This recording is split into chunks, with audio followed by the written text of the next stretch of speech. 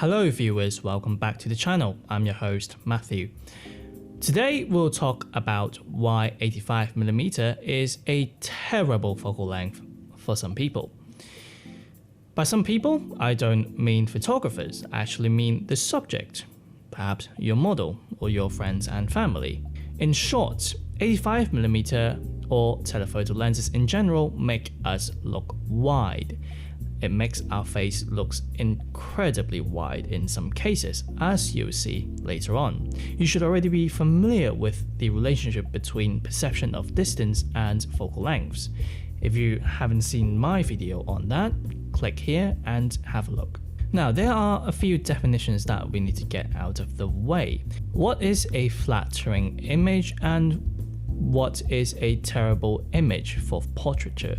I think it can be agreed that most people don't like a wide face. Think of it as a Word document.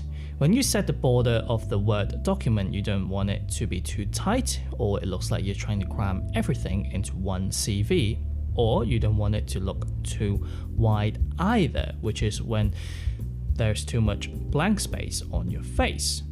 So, the way we examine this is by looking at the distance between the end of our eyes and the edge of our skull. If the distance is too big, then we would have a problem.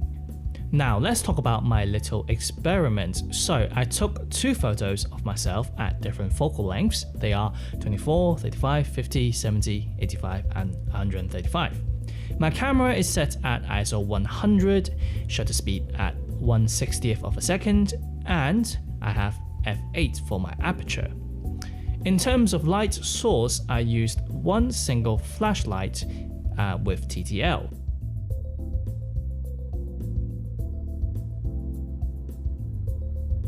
Let's have a look at the results. At 24mm, things aren't looking good for the close-up shots. My nose looks a bit big and my eyes look a bit too big as well. This is not an accurate representation.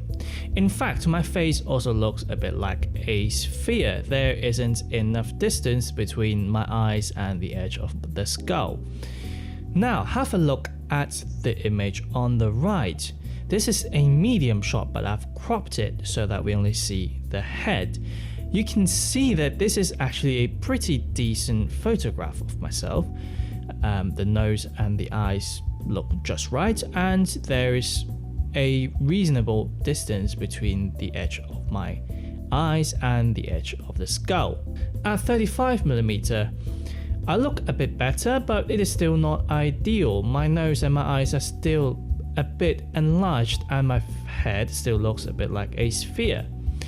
But if we look at the medium shot, you can see that my features actually start to compress.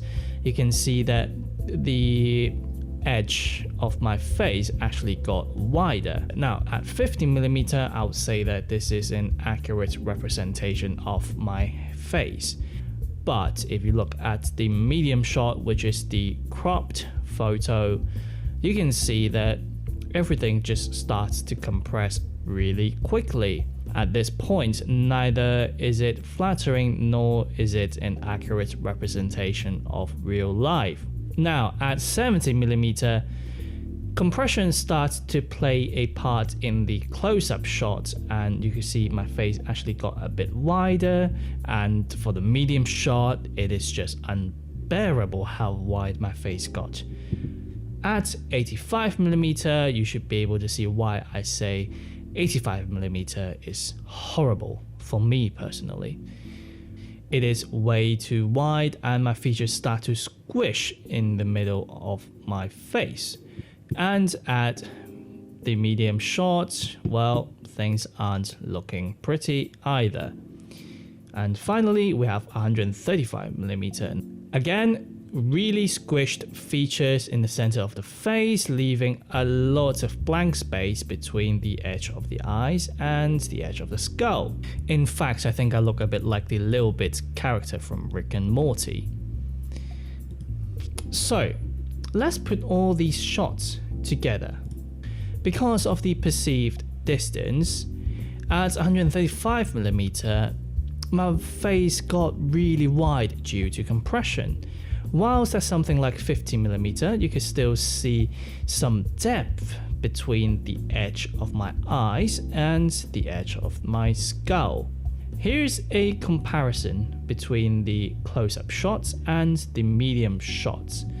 If we use 24mm and do a medium shot of my face, it will look very similar to the one at 50mm close-up shots. And as you can see, at 70mm close-up, it looks roughly the same as 35mm medium shot. Now you might say, well, not many people actually face the camera when they take a picture. So I took the exact same set of photos, except this time I'm looking at an angle, roughly 45 degrees. Let's have a look at the results. So at 24mm, the close-up shots, the left eye looks a lot bigger than the right eye because, well, perception of distance. And there's a sphere effect on my face in general. After we cropped it at a distance, it actually looks alright. What about at 35? At 35, there you can still see the effect wide angle has on my features. It is slightly exaggerated, and it overall still looks a bit like a sphere. But for the medium shot, we can actually see that things start to compress a little bit. It seems like both my eyes are in very similar size now. So at 50mm, it is the most accurate representation of how my face looks like. The medium shot, it is still acceptable, but you can clearly see that the size of my head starts to get a bit wide. And at 70mm, surprisingly this time it is still acceptable in the close-up shot. But at the medium cropped shot, things start to look a bit ugly. If we jump to 85mm, now I would say that this is still okay, but the cropped shot again, not very pretty. Then we have 135. And this time around, even the close-up shot looks a bit too wide, whilst the medium shot looks terrible. Here are all the close-up shots put in the same frame together, and you can see that at 135mm, I just look chunky. Here is the comparison between the close-up shots and the medium cropped shots. Now again, at 24mm, the look we get for the medium shot is actually very similar to the close-up shot at 50mm. Well, after watching this, you should be able to understand why I said 85mm isn't really for everyone. So what should you do? Well, what I recommend is starting at 50mm no matter how your subject looks. For example, if your subject has an even wider face than I do, and when you take a picture at 50mm, you notice that their face is still a bit too wide, you can switch down to 35mm just to make sure that you don't get too close up, or there will be the spherical effect on the face.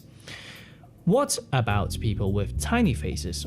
Well, if you start at 50mm, there's a chance that there isn't enough space between the edge of their eyes and the edge of their skull. At this point, you would switch to a more telephoto lens. For subjects like babies and pets like dogs, you would try to use 24mm because it enlarges the cube part of their faces, which are usually their eyes. Now, there is only one case when you should use anything above 85mm. That is when you really have to compress the background and take a nice picture of the subject with the background, like taking a picture with the Eiffel Tower. In this case, you'll want your subject a bit closer to you so that the compression isn't as severe, and you also want the subject to be facing at an angle rather than facing directly to the camera, or they will end up looking like the Little Bit character from Rick and Morty. Thank you very much for watching. I hope you learned something useful today. In the comment section, tell us which focal length you actually prefer and why. Remember to like this video and subscribe to my channel. And I'll see you next time. Bye bye.